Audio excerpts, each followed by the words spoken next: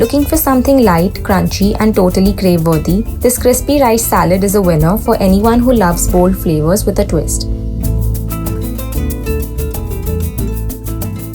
Start by mixing boiled rice with sesame oil, chili oil and soy sauce.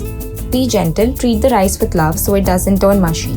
Spread it out in a thin layer on a parchment-lined tray and bake until golden and crispy. This step is important as we need the crunch.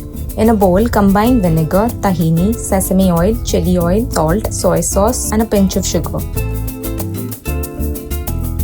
It's creamy, spicy, tangy, all the good stuff.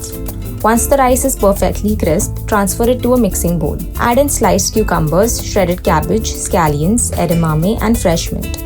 Pour in the dressing and gently toss everything until coated. Now comes the summer surprise, thin slices of sweet juicy mango. Fold them in for that burst of tropical freshness.